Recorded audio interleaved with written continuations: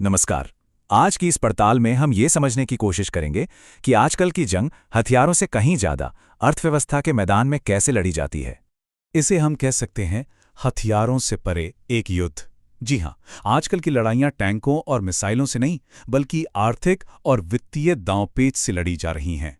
तो चलिए इस बात को थोड़ा और गहराई से समझते हैं। देखिए, आज की दुनिया ना पहले से कहीं ज्यादा आपस में जुड़ी हुई है, और इसका मतलब ये है कि जंग अब सिर्फ सरहदों पर या मैदान में नहीं होती। ये तो अब स्टॉक मार्केट्स, सप्लाई चेन्स और ट्रेड पॉलिसीज के जरिए लड़ी जाती है। और पता है, इस नए किस्म की लड़ाई का जो असर होता है ना, वो पूरी दुनिया पर पड़ता है। इस आर्थिक लड़ाई को और बेहतर समझने के लिए चलिए एक बिल्कुल साफ उदाहरण देखते हैं। 2025 का अमेरिका भारत व्यापार विवाद, जिसे हम टैरिफ शॉकवेव भी कह सकते हैं। इस टाइमलाइन पर एक नजर डालिए। कैसे सिर्फ कुछ ही महीनों के अंदर हालात तेजी से बिगड़ते चले गए।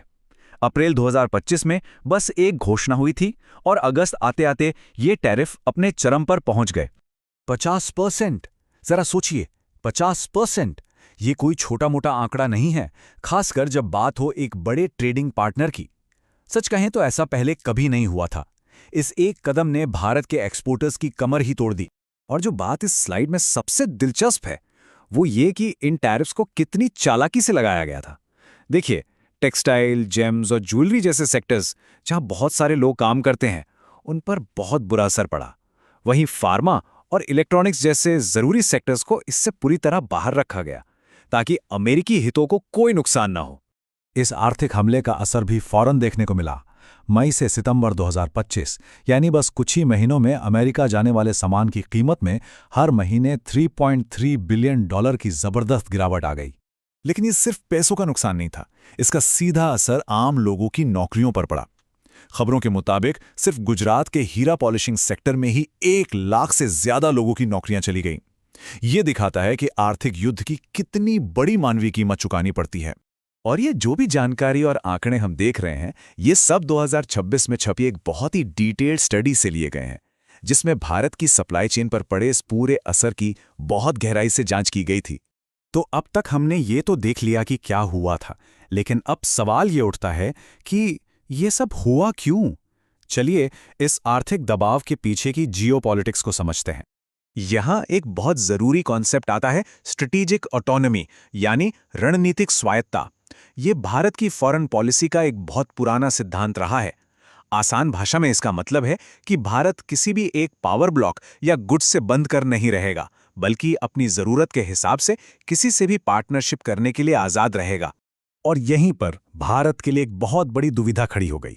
देखिए, एक तरफ तो थी स्ट्रैटेजिक ऑटोनॉमी की पॉलिसी, लेकिन आलोचक कहते हैं कि इसे निभाते निभाते भारत ने दुनिया को कुछ मिले जुले कंफ्यूजिंग सिग्नल भेज दिए।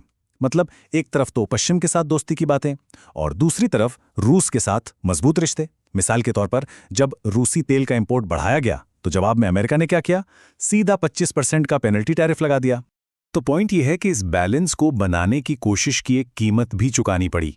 नतीजा ये हुआ कि बड़े बड़े वेस्टर्न पार्टनर्स के साथ भरोसे में कमी आई, देश आर्थिक रूप से और ज्यादा कमजोर हुआ, और यहां तक कि अपने ही पड़ोस में भारत का असर कम होने लगा, जिससे दुश्मनों को अपनी जगह बनाने का एक खुला मौका मिल गया। चलिए अब इस पूरी बात को एक बड़े नजरिए से देखते हैं और बात करते हैं पारंपरिक यानी हथियारों वाली लड़ाई के लिए जो नियम कानून बने हैं उनकी। एक चीज होती है जिसे कहते हैं इंटरनेशनल ह्यूमैनिटेरियन लॉ या IHL। ये कुछ ऐसे नियम हैं जो ये तय करते हैं कि युद्ध के दौरान भी क्या सही है और क्या गलत। इसका मकसद है लड़ाई के असर को कम करना और खासकर उन लोगों को बचाना जो लड़ाई का हिस्सा नहीं है। IHL के कुछ बहुत ही बुनियादी सिद्धांत हैं, जैसे भेदभाव का सिद्धांत, जो कहता है कि हमला सिर्फ सैनिकों पर हो, आम नागरिकों पर नहीं। फिर है अनुपातिकता का सिद्धांत, मतलब ये कि किसी सैन्य फायदे के लिए आम लोगों का बहुत ज्यादा नुकसान नहीं होना चाहिए। और एक है मानवीय व्यवहार, जो कहता है कि जो लोग लड़ नहीं रहे हैं उनके साथ अच्छा बर्ताव किया जाना चाहिए।